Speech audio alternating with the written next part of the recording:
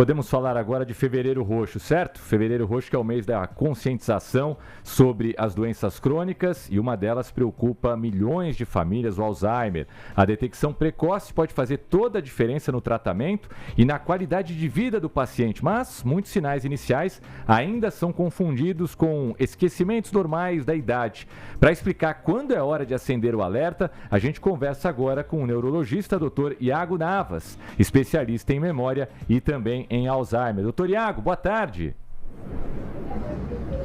Boa tarde a todos os ouvintes, agradeço o convite.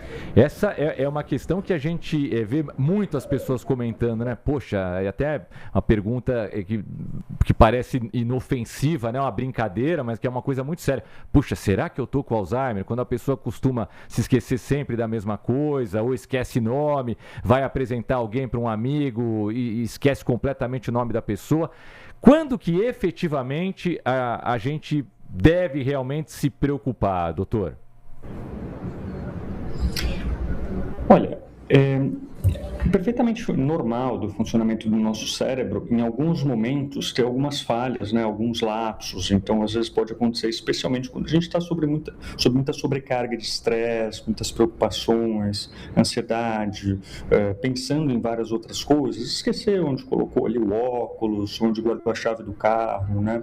Se for uma coisa muito pontual, né, isso pode ser normal. Agora, quando isso começa a ocorrer de forma repetitiva e causar impactos para a vida da pessoa, talvez a gente precise procurar uma avaliação médica. Não necessariamente esses pequenos esquecimentos do dia a dia, que podem ser só episódios de desatenção, que é uma coisa que o neurologista vai avaliar, né? Será que é uma perda de fato de memória? Será que é um déficit mais da atenção? Não necessariamente isso indica a doença de Alzheimer, mas pode indicar outros problemas que também necessitem de um acompanhamento médico, sejam eles transtornos de humor, depressão, ansiedade, problemas clínicos, né, metabólicos, deficiência de vitaminas, alterações da tireoide, ou em alguns casos realmente um quadro degenerativo se iniciando. Doutor, quem tem mais chance de desenvolver Alzheimer? Quem tem parentes próximos, pais, enfim, nessa condição? Quanto mais velho a gente fica, mais chance a gente tem de ter. Então, quem é que precisa ter um acompanhamento mais de perto quanto ao Alzheimer? Então, a doença de Alzheimer ela é uma doença assim, que ela é relacionada com a idade. Então, as pessoas confundem um pouco, né? Acham, esquecimento é normal da idade. Não é normal ter esquecimento. O que acontece é que é muito comum, né? Com o decorrer da idade, idades mais avançadas, a pessoa desenvolver algum grau de perda de memória, seja por causas vasculares ou a própria doença de Alzheimer, né? Então, a idade é um dos principais fatores de risco, né? Existe Alzheimer abaixo dos 60 anos? Existe, mas é bem mais raro e normalmente associado a fatores genéticos, né, de forma mais intensa, mais forte. Então, você vai ter outros parentes, outras pessoas na família que também tiveram Alzheimer de início precoce, né? Enquanto que, na maior parte das vezes, acima dos 60 anos, é uma doença que a gente chama de esporádica, ou seja, não é obrigatório que você tenha parentes com a doença para que a pessoa desenvolva. Agora, sim, ter pessoas na família com doença de Alzheimer aumenta o risco, né? Então, não é aquela coisa preto no branco, né, de que o pai teve, o filho vai ter, o neto vai ter, mas aumenta o risco sim. Então, em relação a famílias que não têm pessoas com doença de Alzheimer, né, existem alguns genes, o principal é um gene chamado apolipoproteína epsilon-4, né, que ele aumenta um pouco o risco de desenvolver a doença de Alzheimer em relação à população geral, mas mesmo pessoas que têm esse gene alterado podem também não desenvolver a doença. Outros fatores de risco envolvem baixo nível educacional, doenças metabólicas descompensadas como hipertensão arterial, obesidade, diabetes, colesterol alto, sedentarismo, tabagismo, uso excessivo de álcool, poluição ambiental, perda auditiva, que é uma coisa que a gente não fala muito, né, mas a perda auditiva não tratada, ela também é um fator de risco para o desenvolvimento de demência, isolamento social e perda visual.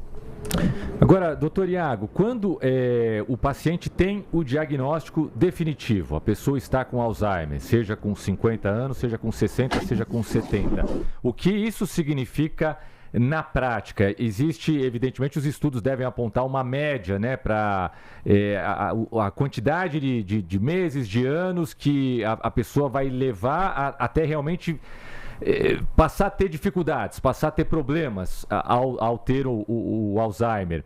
E qual que seria a média? A pessoa acabou de descobrir bem no começo e também com a evolução do tratamento, com novos medicamentos. O que eu quero dizer é o quanto de tempo a pessoa pode ter ainda uma vida relativamente normal tendo Alzheimer. Claro que cada paciente é único, existem casos que podem evoluir um pouco mais rápido, mas, regra geral, a doença de Alzheimer ela é uma doença que progride lentamente. Então, o paciente vai evoluir para fases de maior incapacidade, né, por volta ali depois de 10 anos de doença, né? Em alguns casos, pode demorar até mais, a depender dos cuidados que a pessoa receber. Em alguns pacientes, a gente sabe que tem uma evolução ainda mais insidiosa, né, mais lenta.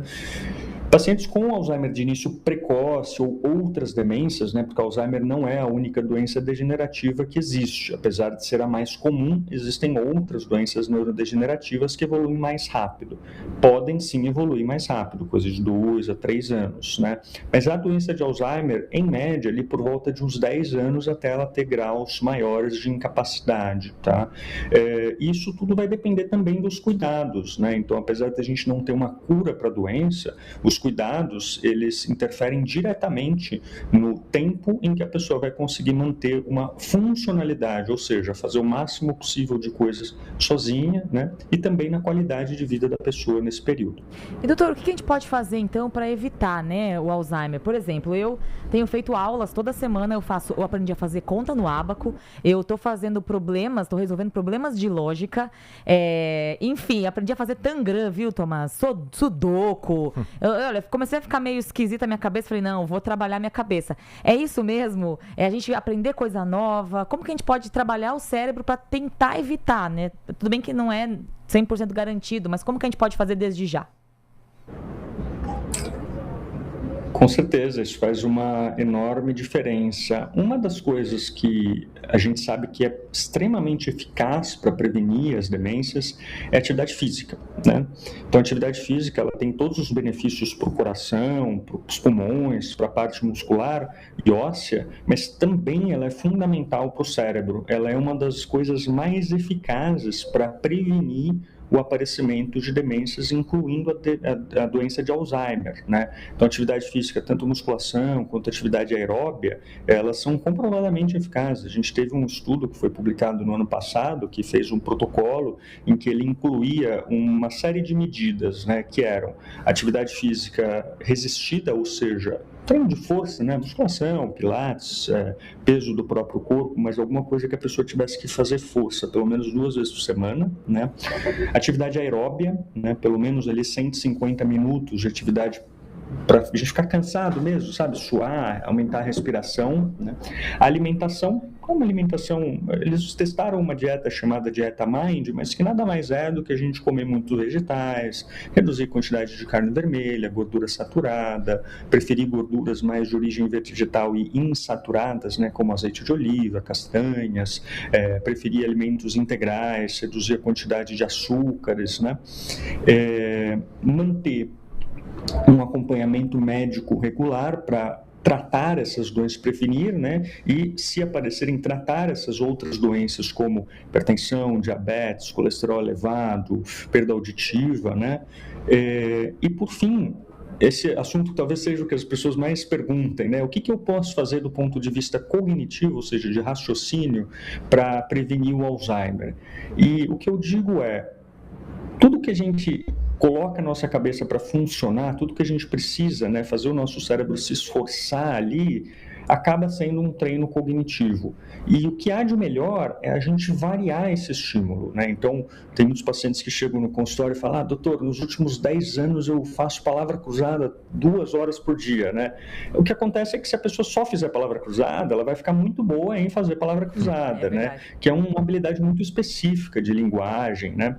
Então, É ótimo fazer palavras cruzadas, mas o ideal é a gente tentar intercalar isso com atividades que desenvolvam outras habilidades cognitivas. Então, habilidades lógico-matemáticas, habilidades visoespaciais, habilidades de linguagem, interação social, né? Então, uma das coisas que a gente vem estudando é justamente como fazer isso, né? Tem uma série de protocolos que vêm sendo estudados para treinamento cognitivo, ainda não tem nenhum que seja claramente superior aos outros, né? Então, o que eu oriento faça o que a pessoa gosta, né? Então, até videogame pode ser útil para desenvolver habilidades cerebrais. O videogame ele pode estimular o raciocínio lógico, a necessidade de, responder a desafios, labirintos, mistérios, coisas assim que a pessoa precisa pensar, reflexos, né? Mas também atividade física, atividades físicas que demandem também um certo raciocínio, então jogar tênis, esportes com bola, né?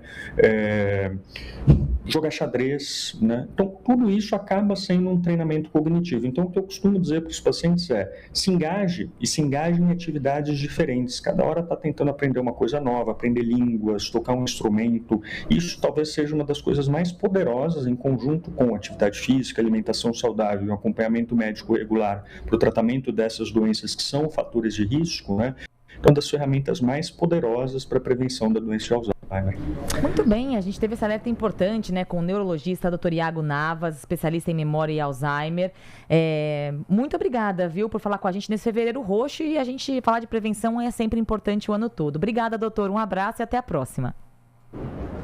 Obrigado, um abraço a todos.